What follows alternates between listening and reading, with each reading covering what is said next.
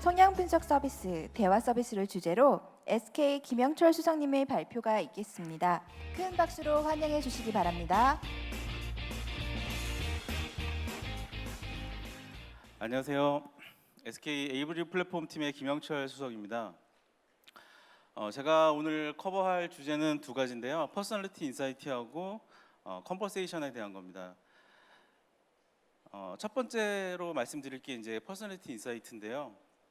사실 그 왓슨 하면은 앞에서도 많이 설명이 나왔겠지만 인게이지먼트라든가 아니면은 어떤 정보 분석, 그 다음에 NLP를 활용한 어떤 그런 내용들에서 많이 내용이 나왔었는데, 사실 퍼스널리티 인사이트는 거기서 약간 떨어져서, 물론 NLP를 기반으로 하긴 하지만 NLP에 있는 어떤 정보를 분석하는 게 아니고 그 텍스트를 통해서 그 텍스트를 쓴 사람의 성향을 분석하는 그런 서비스라고 보시면 되겠습니다. 그래서 그게 어떻게 만들어졌고 어떻게 활용할 수 있는지에 대해서 한번 좀 설명을 드리겠습니다. 퍼스널리티 인사이트의 기본적인 배경은 빅5라는 5가지 성격 특질을 기반으로 하고 있습니다. 이 빅5는 사실 그냥 IBM이 갑자기 만들어낸 게 아니라 그 성격 심리학 쪽에서 오랫동안 한 30년 이상 연구되어 왔던 주제고요. 물론 이제 여러분들이 많이 익숙한 어떤 성격에 대한 얘기를 하게 되면은 뭐 MBTI 검사라든가 아니면 어떤 애니어그램이라든가 이런 어떤 성격 유형을 가지고 사람을 분석하는 이런 것들을 많이 이제 접해 보셨을 거예요. 근데 이제 실제로 성격을 전문적으로 심리학적으로 분석하는 쪽에서는 이런 5가지 빅5 성향을 가지고 많이 얘기를 했었고요.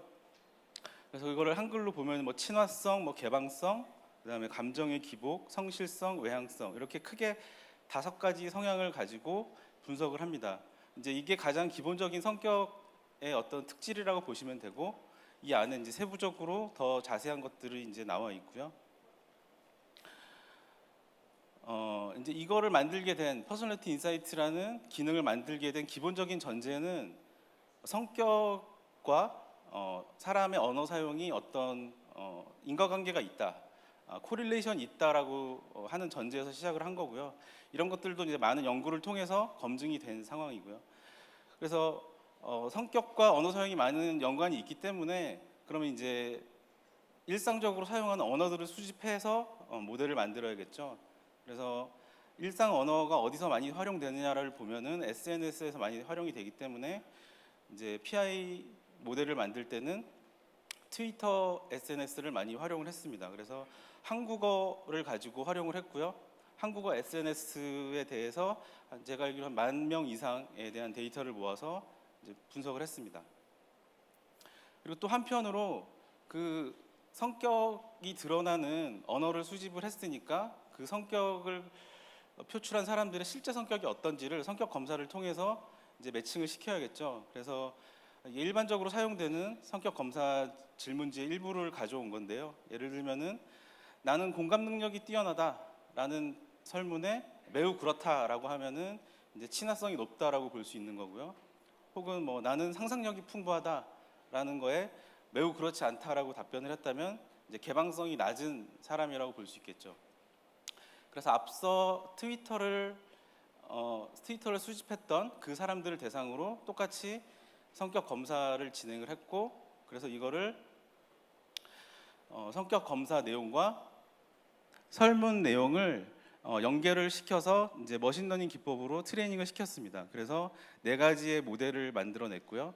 앞서 말씀드렸던 빅5는 이제 퍼스널리티라는 성격에 대해 모델이 될 거고, 그다음에 니즈, 밸류, 그다음에 소비 성향, 크게 이 4가지 모델을 만들어냈습니다.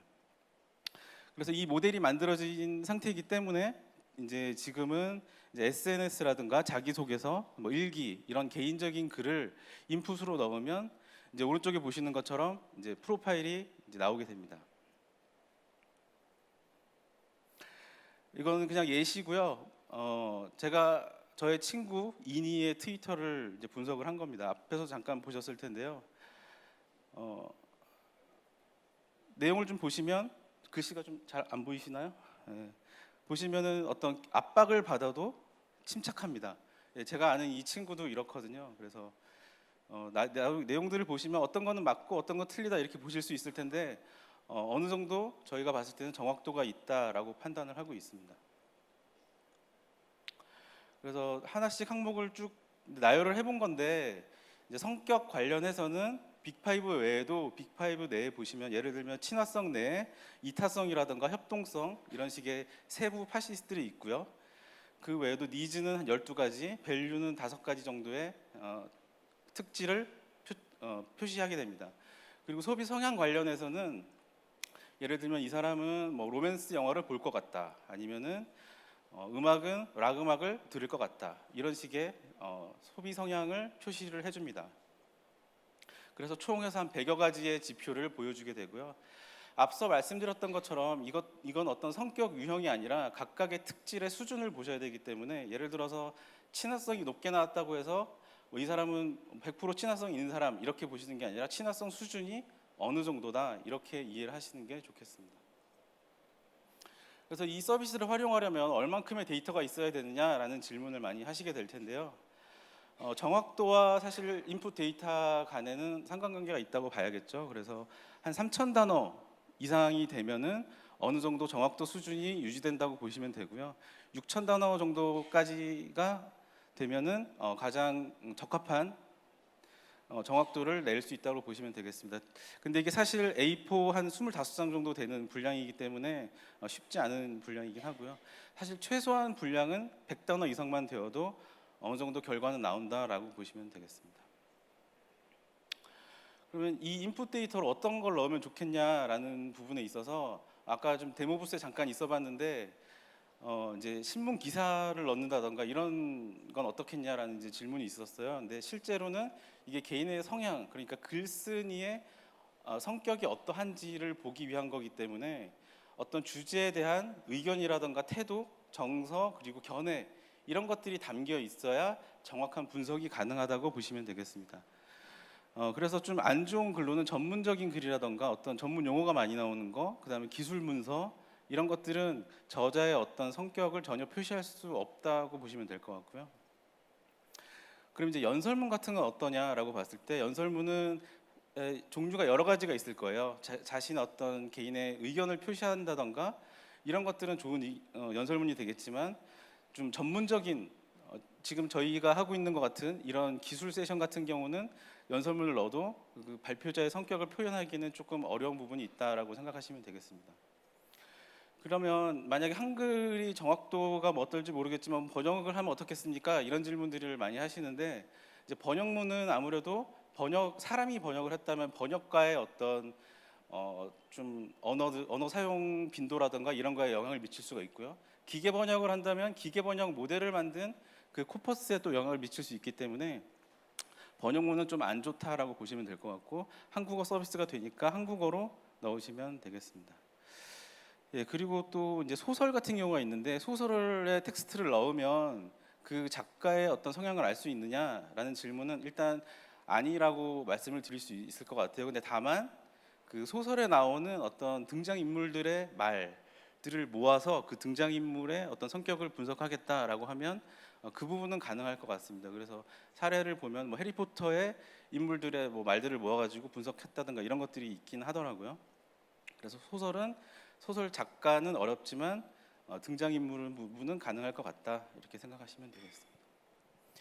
그래서 API를 아마 직접 개발자분들이 활용을 해보시면 아웃풋이 2가지 종류로 나오거든요. 그래서 로우 스코어라는 부분하고 이제 퍼센타일하고 2가지가 나오는데 로우 스코어는 앞에 이제 모델을 만드는 과정을 잠깐 설명을 드렸는데 모델을 만든 과정처럼 설문조사를 했을 때 그 사람의 점수가 어느 정도 나올 것이냐라고 예측을 하는 수치가 로우 스코어라고 보시면 되고요. 근데 이 로우 스코어는 사실 뭐 좀 이렇게 몰릴 수가 있어요. 이렇게 보시다시피 표준 정규 분포를 이루지 않을 가능성이 높기 때문에 이거를 인구 비례로 다시 분류를 하면 이제 퍼센타일처럼 되고 실제로 대부분의 텍스트는 퍼센타일 수치를 활용하는 게 좋습니다. 그리고 밖에서 지금 데모 부스에서 돌아가고 있는 그 데모도 퍼센타일 수치를 기준으로 작동을 한다고 보시면 되겠습니다. 데모를 몇 가지 좀 말씀드릴 건데 이건 이제 온라인에 가시면 이제 다 조회하실 수 있는데 이걸 어떻게 활용할 수 있느냐라는 측면에서 몇 가지 사례들인데요. 예를 들면은 상담원하고 고객을 매칭하는 데 있어서 특정 성향의 고객들은 이런 상담원들이 대응을 잘 하더라, 이런 사례가 있다면 이제 상담원하고 고객들을 매칭하는 데 활용할 수 있을 거고요. 또 고객과 제품을 매칭하는 데 있어서 어떤 성향의 고객들한테 이런 제품을 보여줬더니 잘 구매를 하더라, 이런 사례가 있다면 이렇게 하시면 될 것 같고, 이 지금 보여드리는 사례는 실제 어떤 쇼핑몰에 적용이 돼서 돌아가고 있는 사례고요. 실제로 제가 어떤 분의 글을 넣어서 돌려가지고 해봤더니 그분이 실제로 착용하고 있는 제품과 비슷한 것들이 추천되는 것들을 확인할 수 있었습니다. 그리고 뭐 투자 브로커랑 투자자, 그러니까 투자를 어떤 공격적인 성향의 투자자가 있는데 이 사람은 어떤 투자 브로커들이 잘 상품들을 안내해 줄 거냐, 이런 것들을 아무나 매칭해 주면 좀 성향이 안 맞을 수 있기 때문에 이런 퍼스널리티 인사이트를 활용해서 두 분을 매칭시켜 주는 이런 방법이 있을 거고요. 이제 또 하나는 이제 자기소개서라던가 입사지원서 이런 것들을 가지고 어떤 회사와 잘 매칭이 될 것인지, 아니면 어떤 학교랑 잘 매칭이 될 것인지 이런 것들을 지원해주는 서비스도 가능할 것 같습니다. 실제로 이 네 가지는 온라인에서 확인하실 수 있고요. 그래서 궁극적으로 어떤 데 이것 PI를 잘 활용할 수 있느냐라고 보시면, 이제 왼쪽에 보시는 것이 이제 어떤 회사의 고객 분류 테이블이라고 보시면 돼요. 그래서 한 12가지 정도로 고객을 분류를 했을 때 이 고객들을 실제로 분류해서 성격을 확인해 봤더니 뭐 1번 군집에 속하는 고객들은 뭐 외향성이 높고 뭐 성실성이 낮다라든가 이런 식의 분류가 가능했다면, 이제 새로 들어오는 고객들은 또 고객들을 새로 뭐 분석해서 할 필요 없이 그 고객들이 실제로 썼던 SNS라든가 이런 것들을 활용하면 바로 고객을 분류해낼 수 있고 좀 빠른 시일 내에 마케팅을 활용할 수 있는 이런 부분이 있는 걸 보시면 되겠습니다. 그래서 PI는 여기까지 설명을 드리고요. 다음 부분은 이제 컨버세이션을 설명드릴 텐데, 사실 오늘 앞부분 세션이라든가 지금 다른 데서 하고 있는 여러 가지 세션의 많은 부분이 이 컨버세이션 API를 활용했다고 보시면 됩니다. 그리고 이 부분들이 지금 많이 이제 이미 적용된 부분들도 있고 많은 기업들이 지금 시도하고 있는 부분들이기도 하고요. 이제 오늘 말씀드릴 거는 전체적으로 어떤 기능들이 있고 어떻게 활용 가능한지 정도로 설명드리겠습니다. 간단하게 컨버세이션 어떻게 활용할 수 있느냐라는 부분에서는 많이 아시다시피 사용자가 질의를 하면 그 내용을 이해를 하고 뭐 인텐트라든가 엔터티 이런 것들을 추출해서 그 정보에 맞는 답을 찾아서 고객에게 제공해주는 아주 기본적인 사이클이 되겠죠. 이런 식으로 컨버세이션을 활용하시면 될 것 같고요. 컨버세이션 지금 API에서 제공하고 있는 기능들을 좀 나열을 해봤어요. 가장 위에 있는 인텐트가 이제 핵심적인 기능이라고 보시면 되겠죠. 어떤 챗봇을 통해서 말을 했는데 그 화자의 의도를 정확하게 파악하지 못했다면 사실은 뭐 엔터티라던가 이런 것들이 의미가 없어지는 거죠. 그래서 예를 들어서 내가 지금 뭐 피자 주문을 하고 싶다라고 했는데 뭐 전화번호를 답해준다든지 이렇게 되면 안 되겠죠. 그래서 인텐트를 파악하는 부분이 있고, 그 다음에 그 말한 문장 안에 들어있는 정보를 찾아주는 엔터티 기능이 있습니다. 그리고 전체적으로 이 대화에서 추출된 정보라던가 뭐 외부에서 들어온 정보들을 관리하고 전체적으로 대화 맥락을 관리해주는 컨텍스트 기능이 있고요. 그래서 이런 정보들을 바탕으로 해서 대화 흐름을 쭉 흘러갈 수 있게 관리해주는 다이얼로그 기능이 있습니다. 그리고 이렇게 대화가 흘러가고 정보가 추출된 것들을 다 로그의 기록에 남겨서 이제 이거를 계속 개선한다던가 정보를 추출해서 다음 스텝에서 어떻게 할 건지 정보를 확인해주는 로그 기능들이 있고요. 이제 컨버세이션 API 같은 경우는 이런 기능들이 이제 코딩으로 제공되는 게 아니라 기본적으로 전체적으로 다 툴 안에서 이 모든 기능이 제공된다고 보시면 되겠고요. 이것들을 뭐 툴뿐만 아니라 SDK라든가 이제 샘플 앱들도 GitHub을 통해서 제공하고 있습니다. 이제 하나씩 살펴볼 텐데요. 인텐트는 앞에서 말씀드렸다시피 사용자가 어떤 말을 했을 때 그거를 이해하고 의도를 파악하는 기능이고요. 인텐트를 파악하기 위해서 트레이닝 할 때 최소한 5개 이상의 문장이 필요합니다.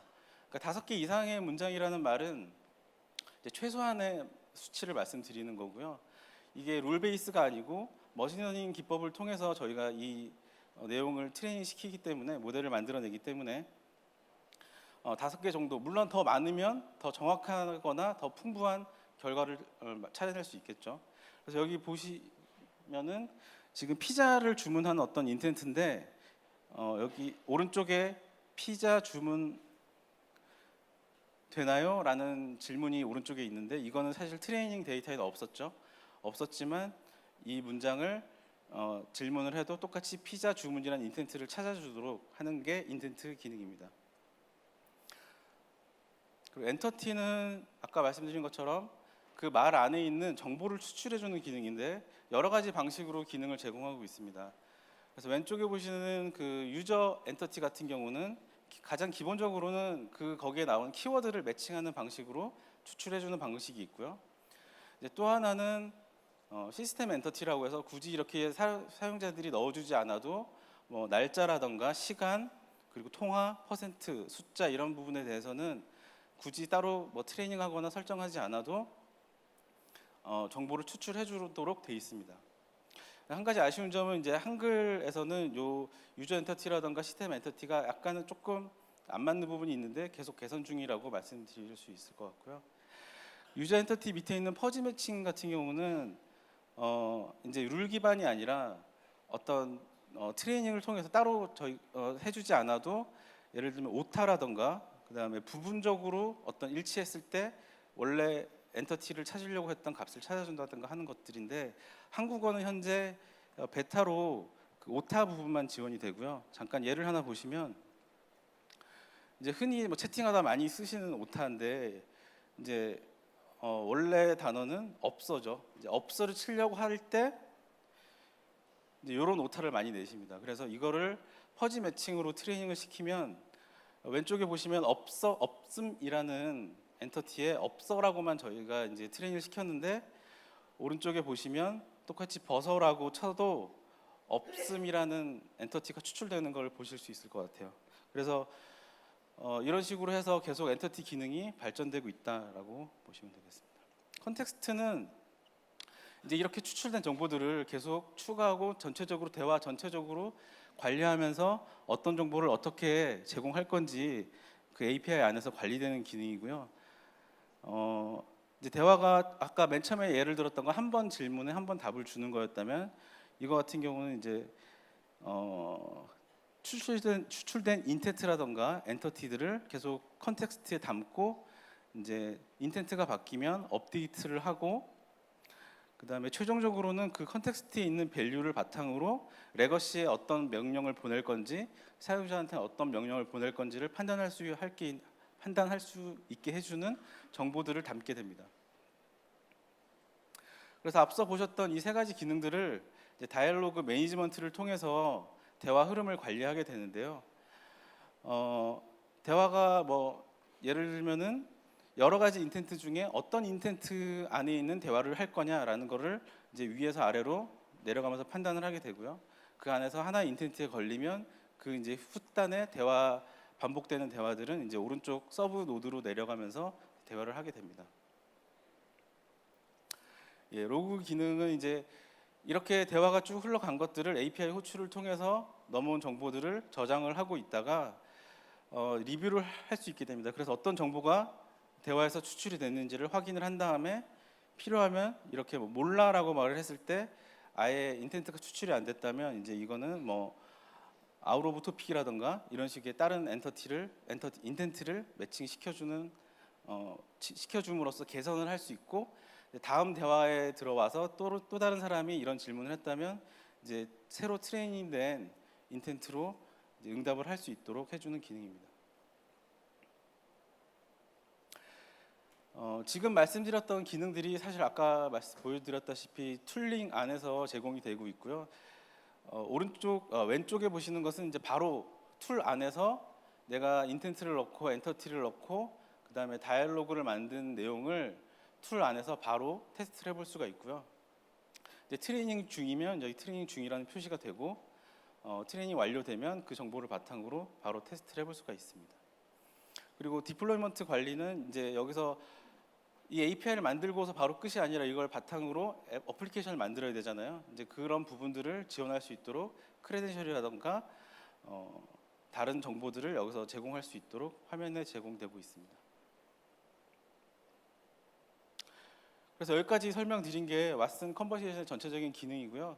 이제 사실 실제로 이걸 활용해서 뭔가를 만들겠다라고 하시면 사실 많은 벽에 부딪히실 거예요. 그래서 이것만으로 충분하지 않을 것 같아서 저희가 챗봇 프레임워크라는 걸 만들었고 이 부분은 이제 다음 분께서 설명드리도록 하겠습니다. 예, 이상입니다.